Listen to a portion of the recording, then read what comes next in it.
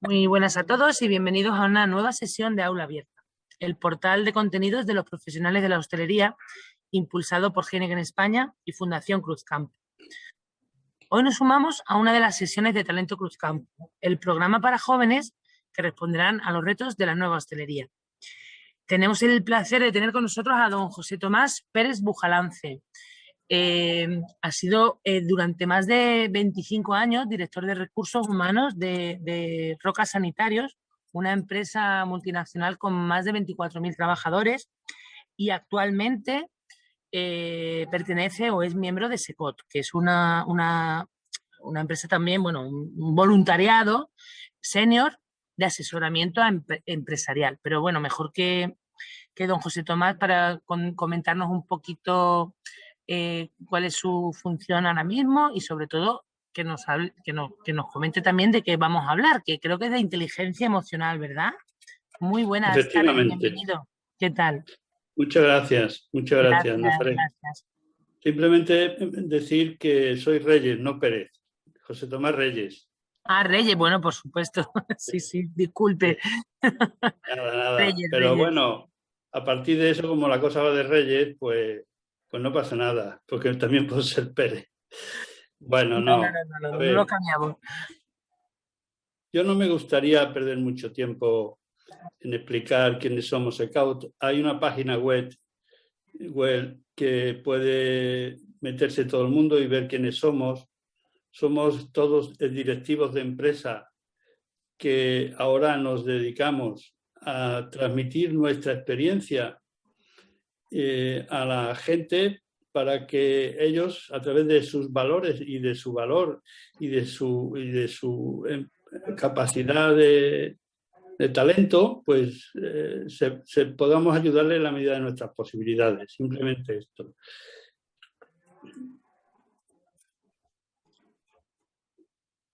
Yo, sin más, me parece que voy a empezar mi ponencia.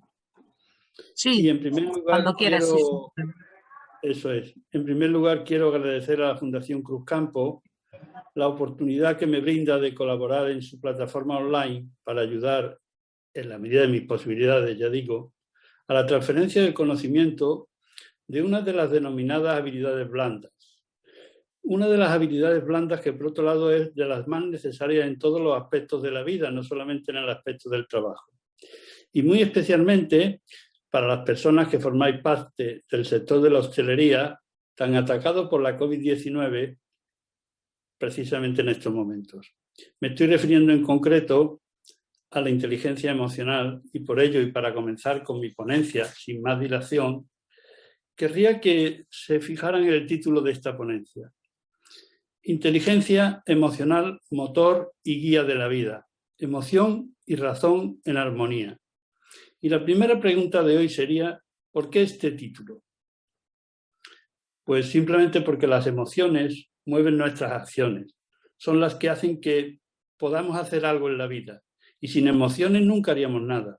Pero la razón es la que debe indicarnos el camino. Debe guiar nuestra vida para poder conseguir los objetivos que pretendemos en cada momento. Por lo tanto, tenemos por un lado emociones y por otro lado razón. Y ambas cosas se unen en las personas.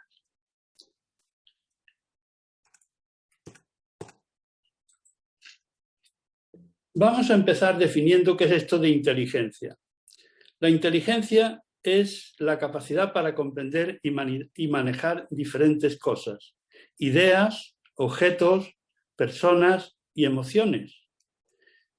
Cuando la inteligencia maneja y comprende ideas, hablamos de inteligencia abstracta. Cuando maneja y comprende objetos, hablamos de inteligencia mecánica. Cuando comprende y maneja personas, y yo sé que esto de manejar personas chirría un poco, pero en fin, está refiriéndose a un... No quiero entrar ahora en ello porque no es el objeto de esta charla, pero habla en términos de comprender personas más que de manejar.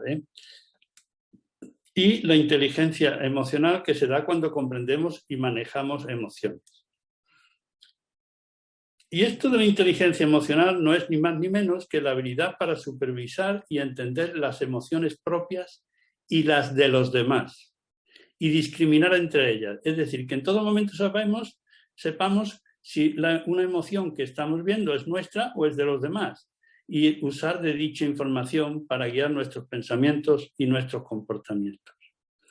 La inteligencia emocional, por lo tanto, no es ni más ni menos que poner inteligencia en las emociones, poner inteligencia en las emociones. Y la inteligencia emocional se sustenta en 4 patas fundamentales, en 4 columnas fundamentales. En primer lugar, una persona con inteligencia emocional es una persona que sabe percibir las emociones, las nuestras o las de los demás, como decía antes. Comprende cuando está triste por algo o cuando una persona se está enfadando por algo. Y además es capaz de entender qué información hay detrás de ese enfado. Por ejemplo, si hemos retirado a destiempo un plato y percibimos que el cliente se ha enfadado, deberíamos haber sido capaces de entender que no había puesto el cubierto en la posición adecuada y por tanto no deberíamos haberlo retirado ahora. Una vez que lo hemos entendido esto, la inteligencia emocional hace que podamos llegar a utilizar esa información y disculparnos con el cliente o poner algo en el próximo servicio que repare la acción. Por ejemplo, servir unos postres especiales al final o unos chupitos de la casa. Y además, las personas con alta inteligencia emocional lo que hacen es generar sus propias emociones, generan sus estados de ánimo. Al fin y al cabo son dueñas de su estado emocional. Daniel Goleman, que es el mayor estudioso de la inteligencia emocional, el gurú de la inteligencia emocional, decía que la inteligencia emocional tiene que ver con la capacidad de autoconocimiento, con saber quién eres, saber cómo eres, cuáles son tus cualidades y cuál es tu defecto, cuáles son tus valores y cómo ves el mundo. Contestar estas preguntas ayuda a desarrollar la inteligencia emocional. Además, la gestión emocional tiene que ver con la gestión de las propias emociones, con la autogestión emocional, que no es otra cosa que ser capaces de conocer nuestras emociones, gestionarlas de forma que haga que uno sea constructivo. Y por último, una de las patas también fundamentales de la inteligencia emocional es que una vez que nos conocemos y gestionamos nuestras emociones, tenemos que gestionar nuestras motivaciones, automotivarnos, saber qué queremos conseguir. Sabemos qué hace que podamos levantarnos cada mañana, qué es lo que nos da fuerza, qué es lo que nos impulsa a algo. Y esto se llama inteligencia intrapersonal, inteligencia emocional intrapersonal, de piel para adentro. Estoy viendo mi iceberg neurológico. Pero si vamos a la parte interpersonal, de piel para afuera, vamos a hablar de empatía. Al fin y al cabo se trata de meternos en los zapatos del otro, pero ojo, tenemos que quitarnos también los nuestros, y ponernos en su lugar, comprender qué está pensando, qué está sintiendo, cuál es la situación por la que está pasando. Y además de nada sirve comprender a otras personas si no somos capaces de transmitir comprensión, si no somos capaces de poner en común tus ideas con otras personas o viceversa. Las habilidades sociales son el otro pilar que conforma la inteligencia emocional interpersonal. Como decíamos al principio, somos la simbiosis de razón y emoción. Y cada uno de nosotros sabrá si se juzga más por lo que siente que por lo que razona o viceversa.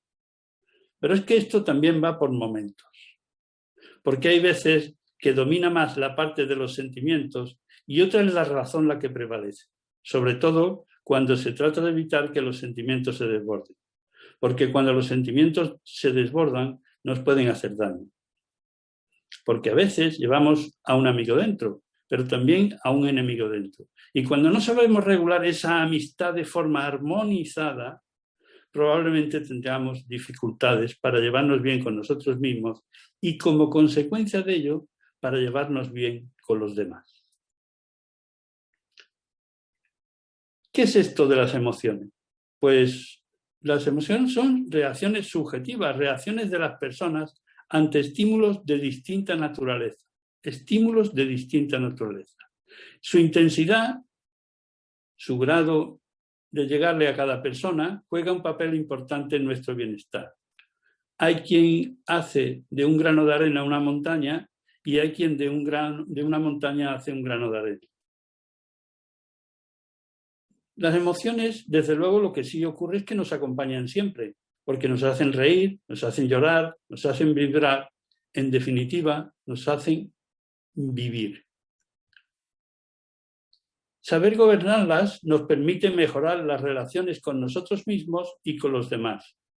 Y su descontrol reduce o incluso inhibe nuestra capacidad de razonar, como veremos más adelante. ¿Para qué sirven las emociones? ¿Cuáles son las funciones de las emociones? Pues las emociones son señales para nosotros mismos. Si yo estoy triste y tengo ganas de llorar, pues evidentemente me está dando una señal. También es una señal para los demás si estoy triste o si estoy muy enfadado, porque enseguida van a ver que estoy muy enfadado. Por lo tanto, evalúan cómo van las cosas, evalúan el estado de nuestras relaciones, nos preparan para la acción, para hacer algo. Y el pensamiento les pone en perspectiva, les da distancia, les da lejanía. Ahora me gustaría explicar de cada una de las emociones básicas que sentimos, y que no son otras que la tristeza, el enfado, la aversión, el miedo, la alegría, la sorpresa y el amor. Ahí tenemos en pantalla una serie de conductas constructivas y una serie de sentimientos desadaptativos con los que hay que tener cuidado. Yo no me voy a parar en cada una de estas emociones porque entonces esto se haría eternamente largo, pero sí me voy a parar en algunas cosas de ellas. Por ejemplo, me voy a parar en el miedo. ¿El miedo qué nos está diciendo? Pues nos está diciendo cuidado, cuidado, algo pasa importante. Hay algo por aquí que no sé qué es. Viene un león, por ejemplo, y tengo que coger una lanza, o tengo que coger un escudo, o tengo que hacer algo. La verdad es que tengo que hacer algo, correr, lo que sea, tomar una decisión. No tengo que tener pánico, porque el pánico nos deja bloqueados. Y este sería el sentimiento desadaptativo, porque seguro que perderemos con un león. Pero ojo, lo importante es saber que miedo vamos a tener siempre, en todo lugar, en todo momento. Y casi el sentimiento contrario al miedo sería la alegría, que nos da información de que hemos conseguido algo, algo que nos satisface. Y la alegría dura en el cuerpo menos que cualquier otro sentimiento. Y por ello no nos vayamos a ir a la euforia, que sería el sentimiento desadaptativo. Y lo que sí me voy a parar un poco más es en el amor. Si nos fijamos en el orden cronológico de todos los sentimientos, veremos que con la inicial de todos ellos se conforma un acrónimo que se llama, que es te amas, te amas, te amas. Y tú, si te amas a ti mismo porque te aceptas y buscas la excelencia, seguro que encontrarás el amor por las personas, por los amigos, por los compañeros, por el bien común. Pero ojo, que el amor también puede ser enfermizo. Y puedes quererte tanto, tanto, tanto te quieres, que no ames a nadie porque no encontrarás a nadie tan bueno, tan guapo, tan perfecto como tú. Y vendrán los celos respecto a tu pareja, a tus amigos, a tus compañeros, etc. El amor tiene que ser sinónimo de sosiego, tranquilidad y bonanza. ¿Y qué son los sentimientos? Pues, fijaos, las emociones, si las sumamos los pensamientos, dan lugar a los sentimientos. Pero las emociones, al fin y al cabo, son como las piezas básicas de un restaurante. Los manteles, las copas, los platos, los cubiertos, etc. Y los sentimientos son construcciones mucho más complejas que se basan, como ya decía, en la suma de emociones y pensamientos. cómo sirvo, cómo aprecia mi cliente mi amabilidad, cómo hago una comida excelente, porque todos sabemos hacer una comida si ponemos exactamente la proporción de lo que tenemos que usar. Pero seguramente una comida excelente no seremos capaces de sacarla todo. Por lo tanto, eso es un sentimiento. Y un sentimiento es cómo sirvo. Y un sentimiento es lo que me hace diferente. Así, cuando nosotros sentimos amor, es una suma de emociones. Alegría, sorpresa, tal vez también un poco de miedo, mezcladas con el pensamiento de que la vida tiene sentido cuando es compartida. Otro ejemplo claro referido a vuestra profesión. Cuando uno está muy nervioso porque tiene un servicio de mesa al estilo inglés, donde los mismos camareros sirven y emplatan, persona a persona, con la única ayuda de un tenedor y una cuchara, y además hay mucha gente famosa y se deberá siempre empezar a servir cada mesa por el invitado de honor o el anfitrión o el más importante y no conocemos a nadie, esos nervios, esa ansiedad, no es otra cosa que miedo a que salga mal. Enfado con uno mismo, mezclado con pensamientos de que va a resultar mal, de que se van a reír de ti. Los sentimientos tienen mucho que ver con la paleta de un pintor. Tiene unos pocos colores básicos, como las 6 emociones, y lo que hace es mezclarlos para obtener nuevas tonalidades. La variedad, la gama de sentimientos que experimentamos cada día es enorme. Y con esas emociones básicas las vamos mezclando y nos van saliendo una variedad de sentimientos. Me gustaría ahora hablaros del denominado volcán emocional. Porque los sentimientos puede que sean muy agradables, aunque a veces puede que sean unos sentimientos más desagradables. Y para gestionarlos vamos a facilitar este símil del volcán emocional, que te puede valer para gestionar tus emociones esos días de los llamados males. Malos. Imaginaos un día de los que nos levantamos y no funciona el termo de la ducha. Nos vamos a trabajar en autobús y pasan 2 llenos. En fin, todo empieza mal. Pero es que cuando llegas al restaurante, cuando llegas al bar, tu compañero de la noche no ha puesto el lavavajillas y te encuentras todo el menaje en medio y sucio. Y para colmo la cafetera no funciona y ni siquiera puedes hacerte un café para ti y darle distancia al día. Entonces deberíamos imaginarnos que todos llevamos un volcán dentro y cuando en el volcán empieza a haber lava y empieza a subir, lo que te sugerimos como pauta de gestión emocional es que detectes los primeros signos, de forma que cuando te enfades notes conscientemente cómo te late el corazón, que cuando estés triste notes hasta ganas de llorar, que seas, en una palabra, consciente de tu cuerpo, que detectes esos primeros signos, que sepas que la lava está subiendo y subiendo, y esto te ayudará a evitar el secuestro emocional. El denominado secuestro emocional te va a ayudar a que la emoción no se desborde como la lava y actúe por ti. Por eso, cuando notemos que la lava está subiendo, es importante calmarnos y para eso se pueden usar una serie de parches ecológicos que son formas que tenemos todos para desahogarnos. Como puede ser llamar a tu compañera o a tu compañero, jugar una partida en el teléfono móvil, ver los WhatsApp que han entrado, darle un puñetazo al mostrador, pero ojo, un puñetazo, no darle 100 puñetazos o patada o romperlo, un puñetacito, digamos. Salir a correr, jugar al pádel, en fin, hay tantos y tantos parches ecológicos que cada uno tiene que buscar los suyos. Hemos dicho también que te ayudará a bajar la lava el desahogarnos con tu compañera o con tu compañero. Desahogarnos con personas, pero eso sí, que sean neutras. ¿Y qué quiere decir esto de que sean personas neutras? Pues, por ejemplo, si tengo 3 amigos y con uno de ellos he tenido un problemilla hace un poco tiempo, o un compañero con el que hace poco tiempo he tenido un momento malo, pues es mejor no hacer uso de esta persona, porque le estaremos poniendo como mínimo en un compromiso. Y cuando nosotros hemos usado nuestros parches y o nos hemos desahogado con personas, lo que hacemos es tomar conciencia de lo que está pasando, reflexionar. ¿Qué estoy sintiendo? ¿Qué información me está dando lo que estoy sintiendo? ¿Cómo puedo usar esas emociones para avanzar, para sentir algo más agradable en el futuro, para evitar que ese volcán se llene tanto, para evitar que estalle?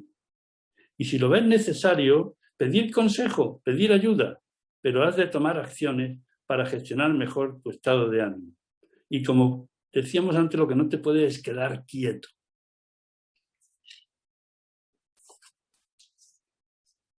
Hablamos mucho de competencias en todos los aspectos de la vida y también hay, evidentemente, competencias emocionales.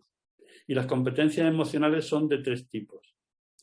Competencias de tipo personal, que son la conciencia emocional, el autoconocimiento, el autocontrol, la valoración de uno mismo, la confianza en uno mismo, la motivación, la empatía, la iniciativa, la innovación y el optimismo. Y de todos ellos vamos a hablar un poquito solamente, pero vamos a hablar un poco. Otros son de tipo social, la empatía, por ejemplo, y la empatía estaba también en los de tipo personal, pero es que cuando nos podemos poner en la piel de uno o en la piel de varios, o en la piel de una organización, con lo cual también son de tipo social. La capacidad de relación, la convivencia. Y los de tipo grupal, como puede ser el trabajo en equipo, tan importante en todos los aspectos también de la vida. La conciencia emocional define cómo afectan nuestras emociones a nuestras acciones, a nuestros juicios, a nuestras relaciones. Y si no somos conscientes de nuestros estados de ánimo predominantes, no los que tengo hoy porque llueva o escampe, no los que tengo hoy porque haga un día reluciente o no, no los que tengo hoy porque me haya salido muy bien las cosas o no, sino el que tengo habitualmente. Si yo soy una persona que me enfado habitualmente, yo tengo que saber que soy una persona que me enfado habitualmente. Porque si no sabemos cuál es nuestro estado de ánimo predominante, nos convertimos en verdaderos analfabetos emocionales. Verdaderos analfabetos emocionales. Fijaos, la conciencia emocional. ¿Qué hace que yo me emocione? Si preguntamos de forma generalizada a cualquiera, ¿quién es el centro de tu vida? Pues seguramente muchos de vosotros dirían mi familia, otros tal vez dirían mis hijos, otros mi mujer, otros mis padres. Pero, ¿quién es el centro de mi vida realmente? Pues el centro de mi vida soy yo. Y si yo me muero, se muere el yo. Y además, yo soy el responsable de mis actos. Por lo tanto, yo soy el que tengo que tener conciencia de cómo mis emociones afectan a mis valores, a mis relaciones, a mis decisiones. Voy a hacer una pregunta de la que no tengo pretensión de respuesta alguna, solamente para sensibilizar. Fijaos, por el hecho de que yo existo con mi situación emocional predominante, mi manera de ser y mi personalidad, ¿mi familia es más feliz? Pues está claro que si yo aporto pensamiento positivo a mi familia, si yo aporto positividad a mi familia, seguramente mi familia será más feliz. Pero, ¿y si me pregunto algo más duro, un poco más duro? Si mi familia aporta valor positivo a mi propia vida, ¿cuál será la respuesta? Si mi familia aporta valor positivo a mi propia vida. Pues fijaos, durante el estado de confinamiento por la pandemia del coronavirus, parece que han aumentado las peticiones de divorcio. Y es ahí donde posiblemente se da una transferencia de emociones negativas que no ayudan a la convivencia.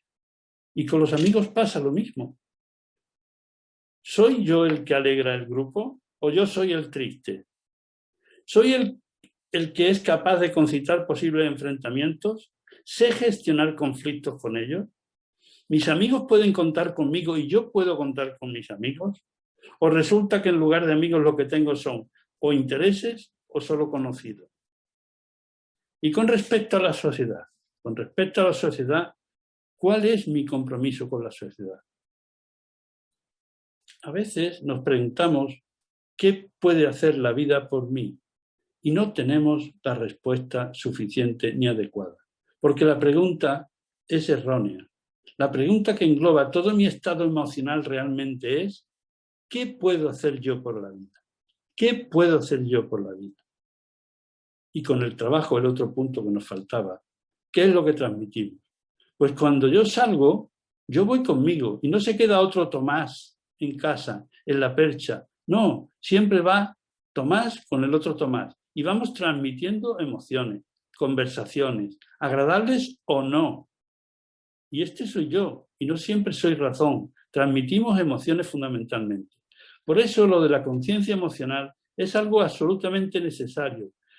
Hay que saberlo y tener conciencia de la conciencia emocional. Y luego cada uno tomará la decisión de corregir o no sus actuaciones, si es que puede. Y es que fijaos, las cosas no las vemos como son, las vemos como somos. Y el riesgo está en pensar que lo que vale es aquello que veo y que lo que ven los demás no sirve. Y la vida, sin embargo, es poliédrica. Y el problema estaría en pensar que la cara que yo veo de este poliedro es la única que vale la pena. Es la única que tiene la razón. Es la única serie solvente. Y las caras que ven los demás no sirven para nada. Si yo no tengo la empatía suficiente para comprender las visiones de los demás, puedo convertirme en una persona dogmática. Ayer salió mucho con ocasión de las elecciones de Madrid el tema del dogmatismo. Pero, en fin, no me voy a meter ahora en este camino. Si yo solamente veo mis visiones, acabo convirtiéndome en una persona dogmática, donde lo que quiero que prevalezca es lo que yo digo, lo que yo mando. Y si estoy en una organización, si soy un directivo o el dueño de un bar o de un restaurante o un encargado, acabaré diciendo que los demás no tienen más que obedecer, porque la visión buena es la mía y solamente la mía. Y ese es el riesgo. Y cuando uno comprende esta situación, la máquina que tiene que empezar a funcionar se llama empatía. Ponte en los zapatos del otro, quítate los tuyos, mira cuáles son las emociones del otro, mira por qué el otro tiene esa postura y trata de comprender. Y al final, compartirás o no compartirás la postura del otro. Porque evidentemente muchas de las cosas que los demás piensan no tengo por qué compartirlas. Y de hecho no las comparto en muchas ocasiones. Pero por lo menos me pongo en el lugar del otro. El autoconocimiento. Se trata de conocernos para equilibrar emociones y razón. Para ser consciente de nuestro estado emocional predominante. Como punto de partida para profundizar en las eternas preguntas: ¿quiénes somos? ¿Qué somos? ¿Cómo somos? ¿Y a qué aspiramos? Muy importante también es la valoración que uno hace de sí mismo, la valoración de uno mismo, la autovaloración. Conocer nuestras propias fortalezas y carencias para construir sobre las fortalezas y tratar de corregir las carencias. El desconocer nuestros puntos fuertes y débiles nos incapacita para conocer los de los demás. Gobernar los impulsos conflictivos con equilibrio y serenidad es importantísimo en los momentos críticos. Es evitar que el león salga cuando él quiera, porque cuando el león sale cuando quiere, nosotros no somos los dueños de nuestros comportamientos. Es el león el dueño, es el león el que manda, y sale cuando quiere, y sale a romper.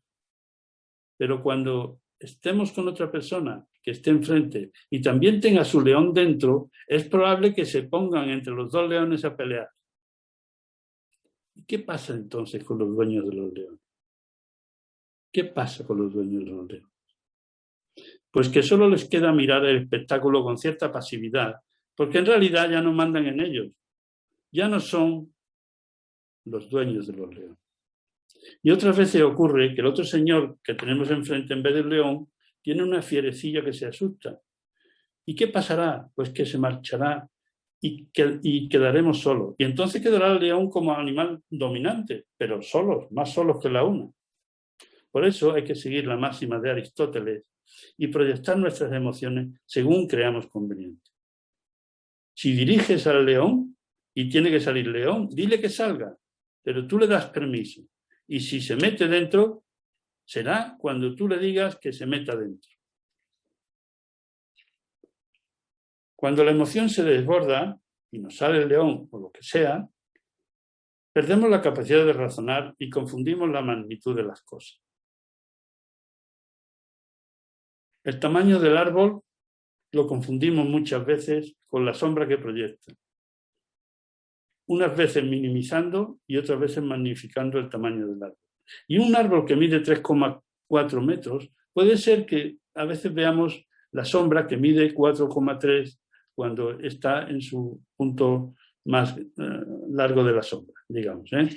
¿Qué pasa entonces? Pues que medimos mal el problema y la solución no se corresponderá jamás con la justeza correcta del problema. Y nos puede pasar que cualquier decisión que tomemos pueda ser equivocada si no estamos razonablemente equilibrados.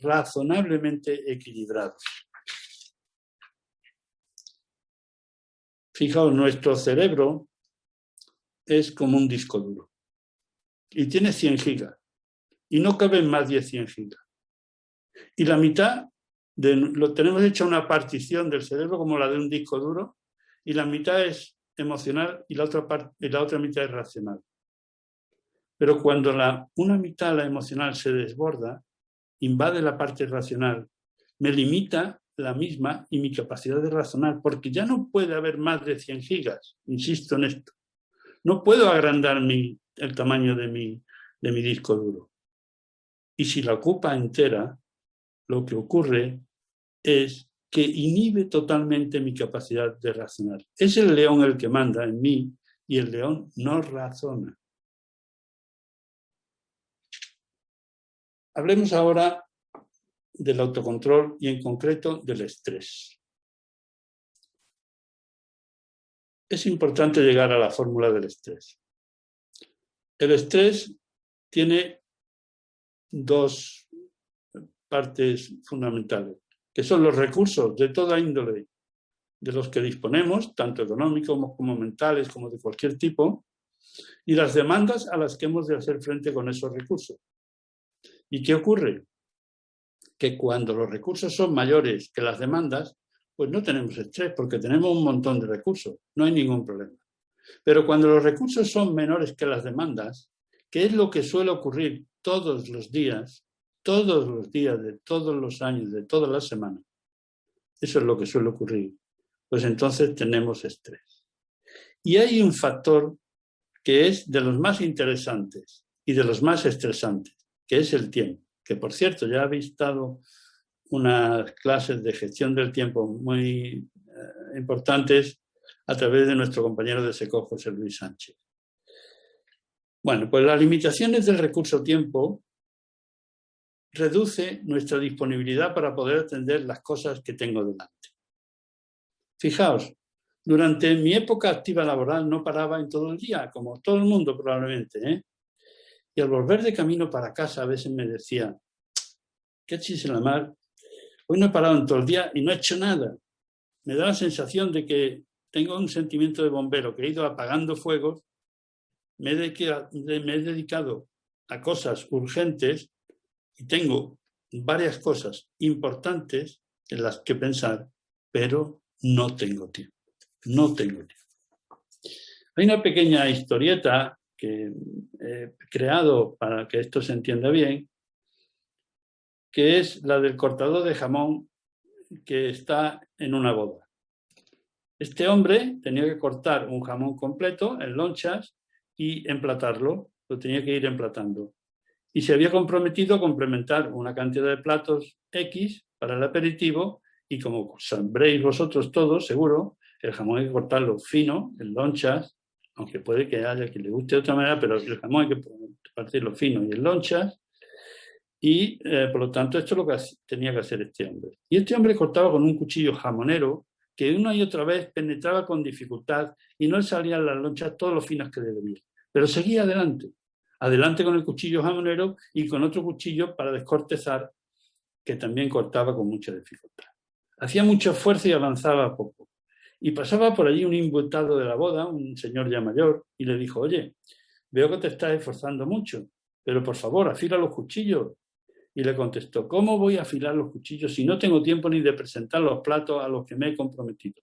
¿Cómo voy a perder el tiempo afilándolos? ¿Cómo voy a perder el tiempo en cosas importantes? Pues yo me he encontrado muchas veces en mi vida también con el cuchillo que no cortaba y tampoco yo tenía tiempo para parar. Estrés, estrés, estrés. Lo que pasa es que la palabra estrés es una palabra socialmente bien admitida. Y si yo me encuentro por la calle a un amigo y me dice, oye Tomás, ¿cómo estás? Pues y si yo le contesto, pues con un estrés tremendo, no se da cuenta que lo que yo quiero decirle no es que tengo estrés, sino que estoy angustiado, que tengo ansiedad. Y si yo le hubiera dicho, es que tengo una angustia tremenda, seguramente él me hubiera dicho, pero ¿qué te pasa, hombre? Cuéntame un poco. Pero si digo que tengo estrés, el otro me contestará, bueno, hombre, y yo también tengo estrés y es 4. Palabra socialmente aceptada, pero que nos hace que vayamos a 5.000 revoluciones y quememos el motor de nuestros pensamientos, de nuestras emociones. Y la autoestima, que no es ni más ni menos que la reputación de nosotros mismos. Pero ojo, fijaos, aquí tengo una camarera que se está mirando, se está guiñando porque se ve guapísima. Pero la reputación de nosotros mismos no es simplemente una imagen que transmitimos. Es mucho más que eso, es mucho más importante que eso. Cuando terminamos nuestros estudios, sean los que sean, normalmente obtenemos un diploma. Y podemos pensar que el diploma por sí solo nos va a ayudar a triunfar en la vida. Y el diploma, si no va acompañado de una serie de características de las que estamos hablando hoy precisamente, sirven para muy poco. Si hiciéramos una selección de candidatos para mi empresa, para ponerlos en un semillero que teníamos de candidatos, donde los poníamos para que trabajaran al estilo nuestro, al estilo Roca, pues cogemos 3 que tengan el mismo nivel académico, etcétera, etcétera. Pues seguro que al mes o antes ya sabríamos que al menos uno tiene potencial de desarrollo y que hay 1 o 2 cuyas posibilidades son menores o nulas. ¿Y por qué lo descartamos? ¿Porque no tengan un suficiente expediente? Pues no. Porque su expediente puede ser francamente bueno e incluso mejor que el que dejamos dentro de la empresa. Dejamos dentro de la empresa, quitamos los que no queremos en la empresa porque les falta vida, les falta iniciativa, les falta capacidad de innovación, les falta espíritu de lucha, les falta superar la adversidad, les falta trabajar en equipo, les falta habilidades blandas, competencias. Fijaos, hace años que yo me veía muy a menudo con otros directores de recursos humanos. Hablando en Madrid con un director de recursos humanos, le pregunté, oye, para que una persona entre a trabajar en tu empresa, ¿qué necesita? Y él me contestó 4 requisitos. 4. El primero, pero no el más importante, que tenga una formación académica acorde con lo que pedimos. El segundo, que comparta la cultura de la empresa, porque si no comparte la cultura de la empresa, por muy listo que sea, por muy bueno que sea, por muy no sé qué, tendremos problemas y empezar a protestar por todo, etcétera, etcétera, etcétera. Lo tercero, que sienta la necesidad y la voluntad de trabajar en equipo, porque hoy no hay espacio para los genios solitarios. Y por último, y tal vez el más importante, poner pasión y entusiasmo en todo lo que hace. Y me dijo textualmente, tiene que comerse el mundo. El trabajo en equipo casi, y digo casi porque ya hay universidades donde sí que lo enseñan, no lo enseñan en la universidad. A tener pasión y coraje tampoco. Y sin embargo, después, cuando yo noto que ya se ha terminado el recreo, que ya se han terminado los estudios, que ya se ha terminado incluso la tuna, y yo he estado en la tuna y bastantes años después de terminar, ahora hay que empezar la vida en serio. Y la vida en serio va de manejar las competencias emocionales, las habilidades blandas. Y por eso en estos momentos en las entrevistas de trabajo, es lo que más van a valorar de los candidatos. La autoestima es la reputación que tenemos de nosotros mismos, pero en relación a todo lo que he estado diciendo, no a la simple imagen que transmito y que, porque, ojo, se puede transmitir imagen, pero imagen también de dentro de uno, también imagen de dentro de uno. Es como cuando dicen, qué persona más guapa por fuera y por dentro.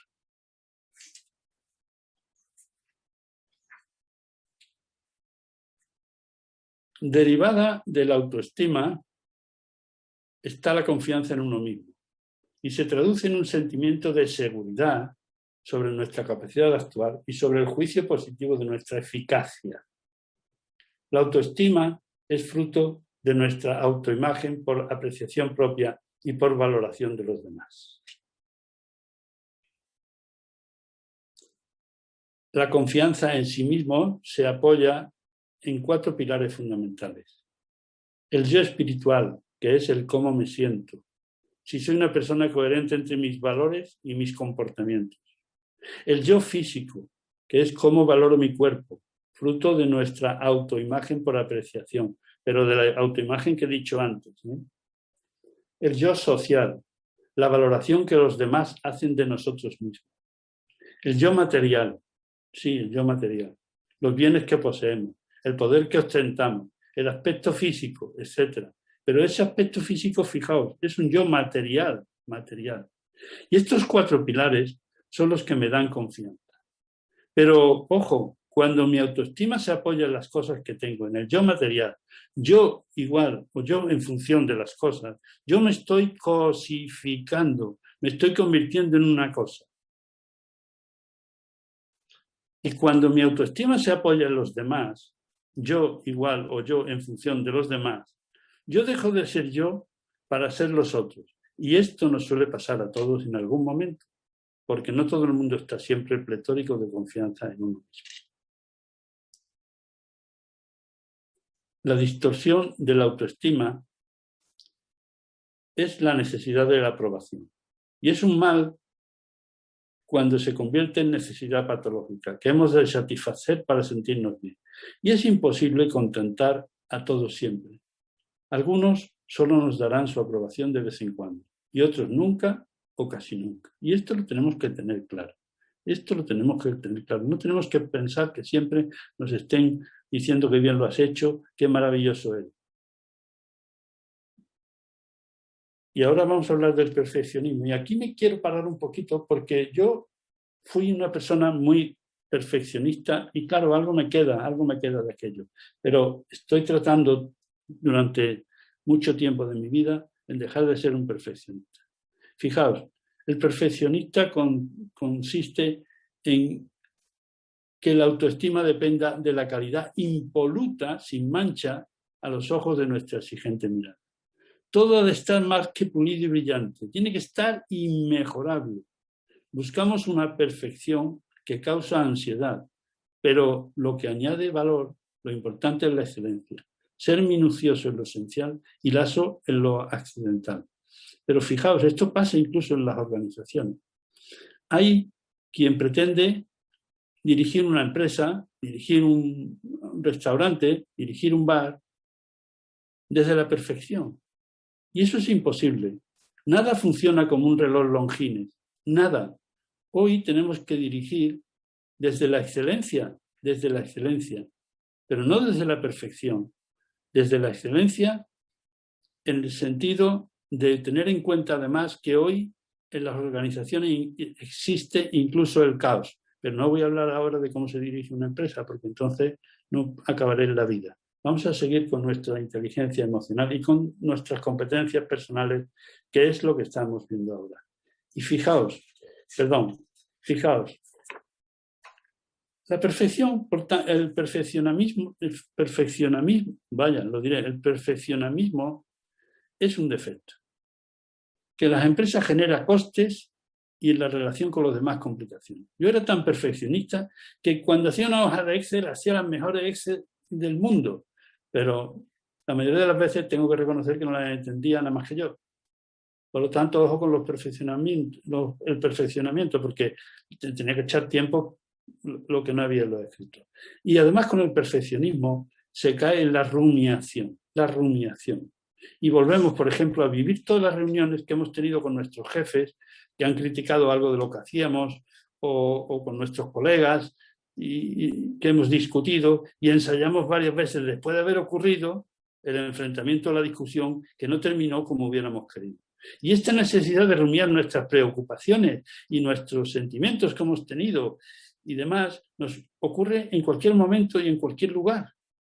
Cuando estamos de compras, cuando estamos en la ducha, cuando estamos haciendo la cena, cuando estamos tratando de hacer nuestro trabajo, y antes de darnos cuenta, nuestro estado de ánimo ya está en la ruina y las emociones se sienten más a flor de piel que nunca.